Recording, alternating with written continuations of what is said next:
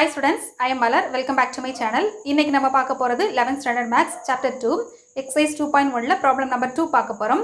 வாங்க என்ன क्वेश्चन கொடுத்திருக்காங்கன்னு பார்க்கலாம். Prove that root 3 is an irrational number. root 3 ஒரு விகிதமுறா எண் என காட்டுக. குறிப்பு root 2 that's not belongs to q that is a rational number என்ன பயன்படுத்தி பின்பற்றவும். ஓகே. ஆல்ரெடி நம்ம ஒரு தேற்றம் பார்த்துருப்போமா, அதை பேஸ் பண்ணி தான் நம்ம பண்ண போகிறோம். இப்போது இது வந்து ஒரு இர்ரேஷனல் நம்பர் நம்ம வந்து ப்ரூஃப் பண்ணணும். ஃபஸ்ட்டு நம்ம என்ன பண்ண போகிறோம்னா அதுக்கு நம்ம ஆப்போசிட்டாக எடுக்க போகிறோம். சரியா, லெட்னா நம்ம எடுக்கிறது let root 3 is a rational number. புரியுதா? ரேஷ்னல் நம்பர் நம்ம அஸ்யூம் பண்ணிக்கிறோம், நம்மளா எடுக்கிறோம். ஓகேம்மா, ரேஷ்னல் நம்பராக இருக்கணும்னா நமக்கு தெரியும் கண்டிஷன் என்னது. தட் இஸ் இதில் நான் எழுதி போடுறேன். கண்டிஷன் என்னென்னா m/n ஃபார்மெட்டில் இருக்கணும். கரெக்டாமா? p/q ஃபார்மெட் நம்ம இந்த ப்ராப்ளத்தில் m/n யூஸ் பண்ணுறோம். ஸோ m/n போடுறேன். m/n ஃபார்மெட்டில் இருக்கணும். நெக்ஸ்ட் n வந்து நாட் ஈக்குவல் டு 0வாக இருக்கணும். ஏன்னா என்னோட வேல்யூ 0வாக இருந்துடக்கூடாது, இன்ஃபினிட்டி ஆயிரும். So n not equal to 0. Next m,n belongs to z. இசட்னா என்னமா இன்டீஜர். நெக்ஸ்ட் இன்னொரு இம்பார்ட்டன்ட் கண்டிஷன் இருக்குது. m,n அதுக்கு வந்து என்னென்னா நோ காமன் ஃபேக்டர். ஓகேம்மா, ஆல்ரெடி நம்ம தியரத்தில் பார்த்துருப்போம். no common factor other than 1. அதாவது மீனிங் என்னன்னா ஒன்றை தவிர இதுக்கு வந்து காமன் ஃபேக்டர் இருக்காது அப்படிங்கிற மாதிரி நம்ம எடுத்திருக்கோம். ரேஷனல் நம்பர்னா அதுதான். சரியாமா? ஒருவேளை ஒன்றை தவிர வேறு ஏதாவது நமக்கு காமன் ஃபேக்டர் வந்துச்சுன்னா அது வந்து இர்ரேஷனல் நம்பர் அப்படின்னு பார்க்கலாம். ஓகே, இப்போ இந்த ஸ்டேட்மெண்ட் எழுதலாம் பாருங்கள். root 3 equal to m/n. இப்போ நம்ம கிராஸ் மல்டிப்ளை பண்ணலாம். அப்போ என்ன வரும்? root 3n equal to m. ஓகேம்மா, இது நம்ம ஈக்குவேஷன் 1ன்னு எடுத்துக்கலாம்.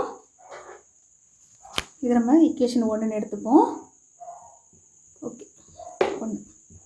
நெக்ஸ்ட் ஸ்டெப்பு இப்போ என்ன பண்ண போகிறோம்னா டேக் ஸ்கொயர் ரூட். இப்போ நம்ம அதை கொஞ்சம் மாற்றி எடுக்கலாம். m ஈக்குவல் டு 2 1 தான். m நான் லெஃப்ட் சைடு எடுத்துக்கிறேன். சரியாம்மா?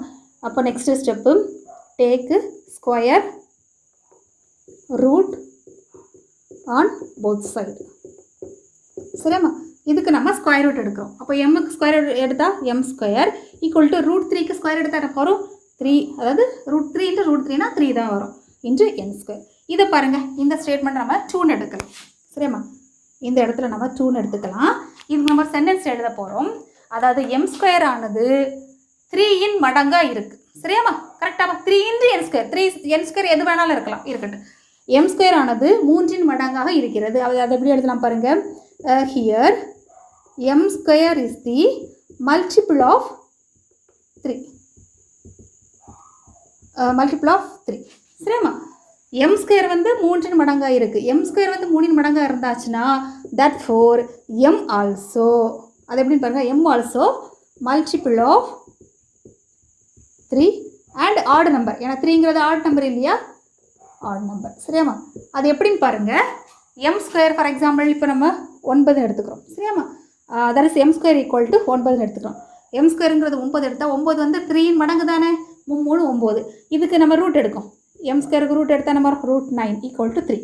அப்போது m ஈக்குவல் டு 3ன்னு கிடச்சிருக்கு. அப்போ m வந்து 3 மடங்காக தான் நமக்கு கிடச்சிருக்கு. அப்போ m ஸ்கொயர் வந்து 3 மடங்குனா m ஆல்சோ 3 மடங்கு. அதுதான். சரியாம்மா?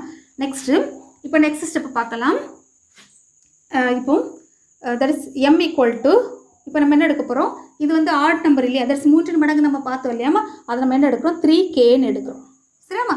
ஏன் 3kன்னு எடுத்துருக்கோம்? 3 மடங்கு நம்ம எடுத்தோம் இல்லையா? நமக்கு கிடச்சிருக்கு இல்லையா? அதனால 3k நம்ம இந்த சென்டென்ஸில் இருந்து நம்ம எடுத்திருக்கோம். Multiple of 3. ஸோ இந்த சென்டென்ஸ்லேருந்து நமக்கு இது கிடச்சிருக்கு.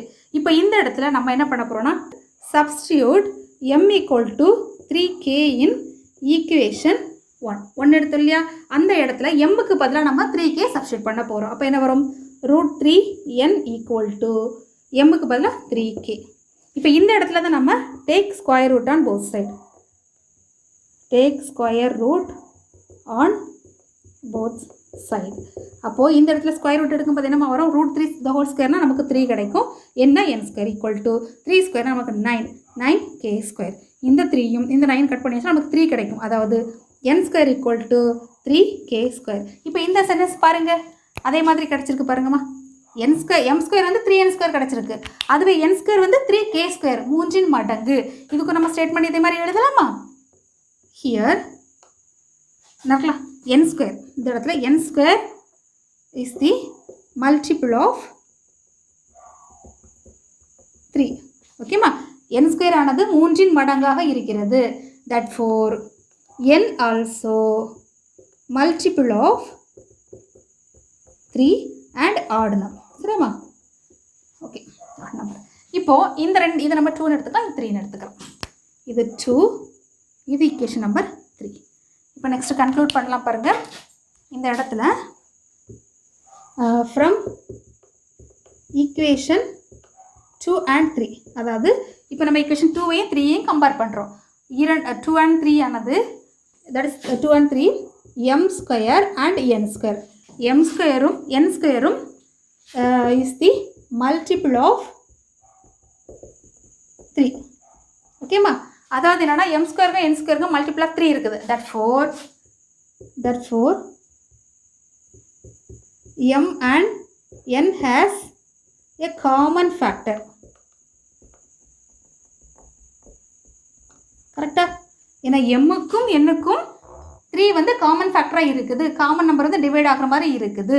So therefore that is we conclude. Okay, we arrived the result as contradictions. புரியுதாமா? நம்ம என்ன ஸ்டேட்மெண்ட் எடுத்தோம் பாருங்க. நம்ம எப்படி எடுத்தோம்? m, n வந்து நோ காமன் ஃபேக்டர் 1, 1 தவிர வேற காமன் ஃபேக்டர் கிடையாதுன்னு நம்ம எடுத்தோம். பட் நமக்கு எப்படி கிடைச்சிருக்கு? 3ங்கிற இன்னொரு நம்பரும் காமன் ஃபேக்டராக இருக்குன்னு நமக்கு கிடைச்சிருக்கு. ஸோ கான்ட்ரடிக்ஷன்ஸ் அப்படின்னு என்னென்னா முரண்பாடு, நம்ம எடுத்த கூற்றுக்கு அகைன்ஸ்டாக கிடைச்சிருக்கு.